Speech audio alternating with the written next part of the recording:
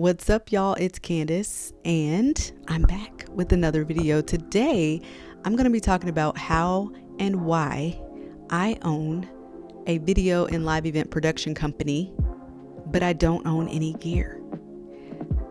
This was an intentional decision. I want to share why I made that decision. And as of now, I've been a producer for 14 years and a business owner of a production company for 8 years.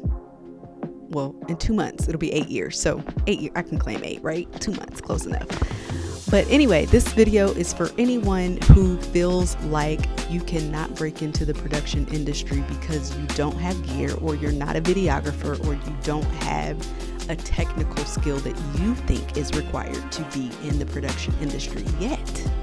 You love film, you love television, you love live events, anything of that nature, but you feel like you don't know how to contribute to the industry because you don't have any gear, or you don't have that special skill set that we see on display all the time. Well, I'm here to tell you that there is room for you. So let's get into it. All right. So I just wanted to share a few reasons why I own a production company but don't have any gear. My notes are over here, so you're going to see me glance over here so I can make sure I stay on track with the things that I want to share with you. So I have been a producer for 14 years. And when I say producer, you know, there's music producers. I've been a television producer and a event producer, video producer, for 14 years.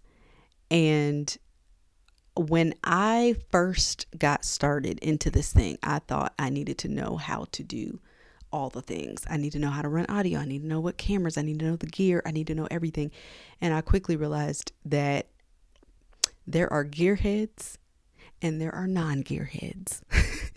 Gearheads are people who love the tech. They love the gear. They love to keep up with all the changes, all the new innovations, all the new releases, all the updates. They live it and breathe it and enjoy it. And as I was having conversations with gearheads, I realized I am not a gearhead. I don't care to keep up. I don't care to keep up so much that I have an iPhone 12, okay? That's how much I don't care to keep up. I think we're at 16. There's an iPhone 16 out right now.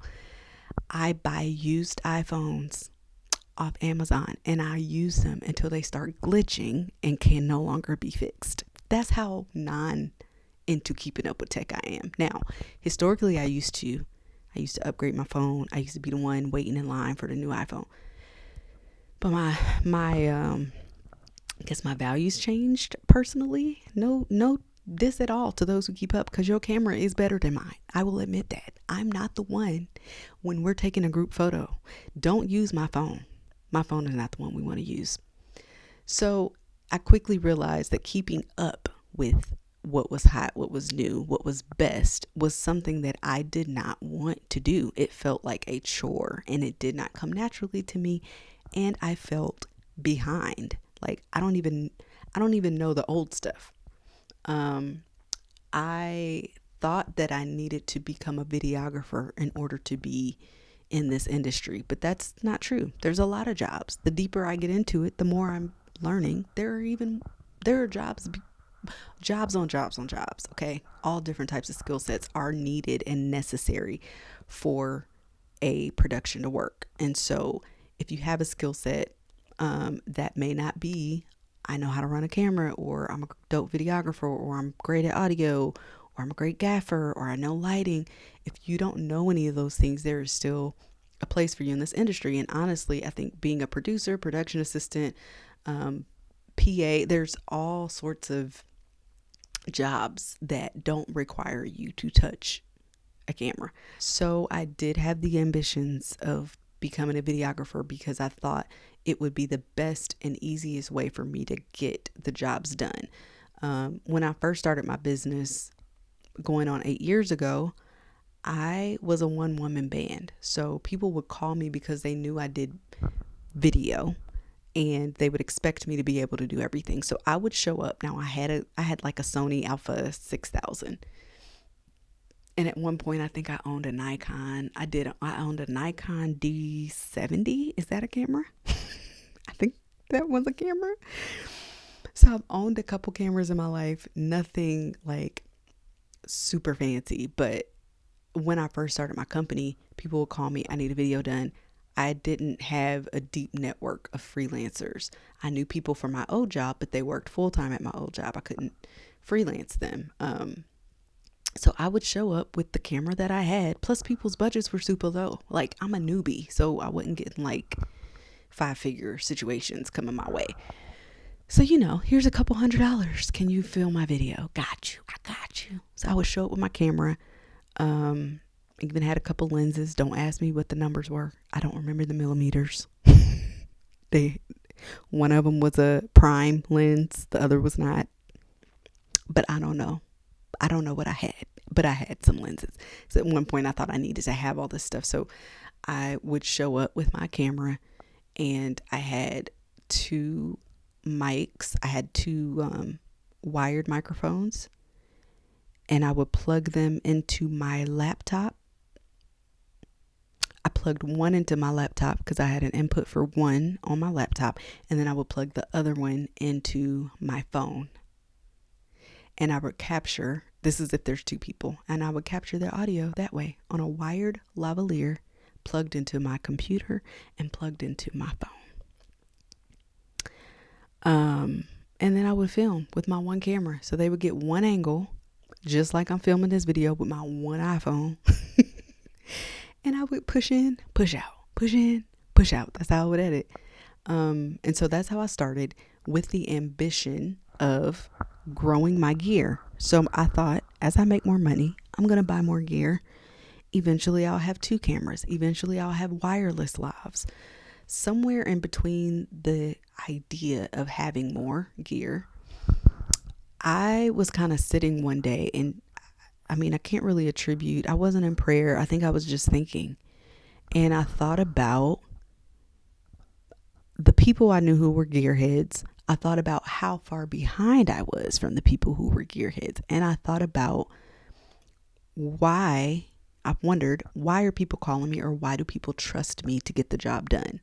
Knowing that I don't necessarily film, knowing that I'm not an audio person, why do they trust me to get the job done? And I realized it's because, oh shoot, my notes just, hold on, my computer just locked. I need to turn the lock off my computer. But I realized it's because people trusted me as a producer.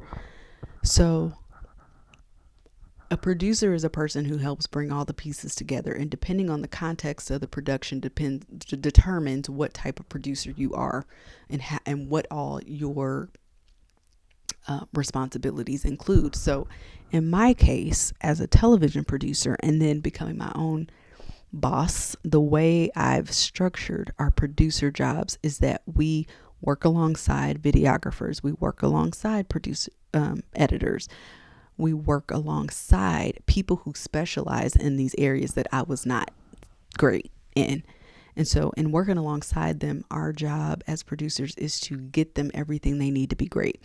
So that's script writing, that's determining the storyline, that's gathering footage, that's gathering photos, that's, prepping whoever you're going to be interviewing, doing all the legwork to create the product, creating the vision around what the video is going to be. So I realized that was where my specialty lied. Like, I'm a good producer and I enjoy being a producer. So why don't I focus on that? And that really is what switched my mindset from feeling the pressure of having to figure out all the stuff that I did not know much about in order to be in this industry. I really decided to lock in on being a producer and getting better and better at that, and learning what makes a good producer.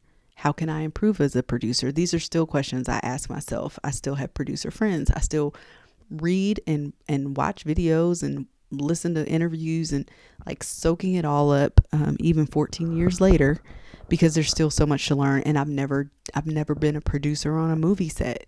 I've never been a producer for a short film. So there's still levels of producing that I haven't even tapped into. So there's always something to learn. And so I just decided to focus on learning how to be a producer.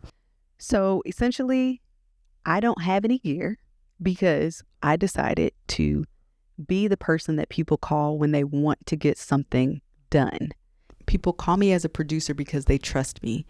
People call me as a producer because they know that if they call me, they don't have to worry about the steps from 1 to 20. People call me because they expect a certain quality when they call me.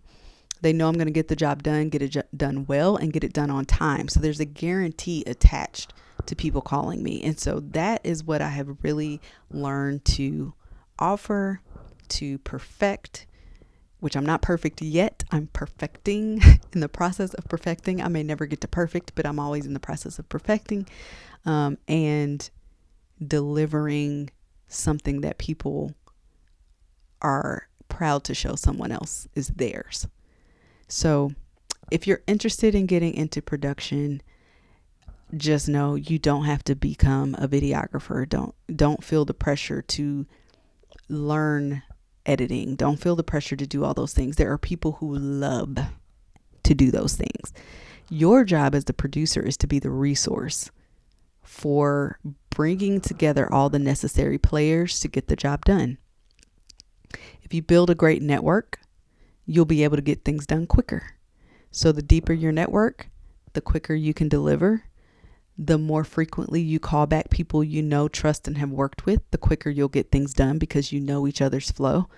The more you work with people, the more you'll be able to trust them with different aspects. So now there's certain people that I call when I don't want to have to worry about certain aspects of a production because I know the quality of their work. I know how they're going to work. I know that they're going to get it done, and they're going to get it done in a way that aligns with my standards.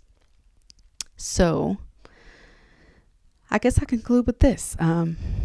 So I'll just conclude with encouraging anybody interested in getting into production, film, video of any sort to relieve yourself of the pressure. If you're not already interested in videography, and I will say, obviously you can always learn new things. If it's something that you're interested in or that you're like, oh, but I really love this, even though I don't know much about it, go for it. I'm not discouraging anybody from exploring something new. I'm speaking to the people who don't feel interested or feel overwhelmed or don't have the capacity to figure out all the tech. For you, just know that there is a way to be in this industry, to still contribute, to still learn, to still be around, to still be necessary without having to be a gearhead. So that's it. I just want to encourage somebody and let y'all know why I have no gear. Okay? I don't have much at all. Like, I'm using my phone. The light that's lighting me right now is just a little clip-on light that goes on my computer when I have Zoom meetings. This microphone I bought for a job that I did back in my early days when I was telling you I first started buying gear. I had to do some man on the street type interviews, and I didn't have a mic. So I went and bought this thing. I think I spent $30 or $50 on it. And then I still have it. I kept it. So when I was like, oh, I'm about to do content, if you see the first video I ever made, I tried using these headphones, my little wired headphones here, for my iPhone, and it didn't sound good. So I said, I got to get this audio right. Audio is crucial. So I was like, do I still have that Zoom recorder? I'm so glad. So I have the Zoom recorder. I never sold it. I don't know why I kept it, but I did. So I'm using the Zoom recorder that I bought back when I was first starting to buy gear. And I'm using this microphone that I bought for a client project that I used one time. It ain't cute, but it works. And it's fine. Because I'm not going to show up to a client like this. Okay, let me just explain that. I'm not showing up to a client like this. This is me beginning to be a content creator and working with what I got. So I hope this encouraged somebody to jump in, to start learning more about production, videography from a producer standpoint, what that looks like, because It's fun. I really, really, really, really love what I do, and I'm so grateful I get to do it for a living. And that's it. Until next time, thanks for watching. I'm Kandis, O Productions. Later.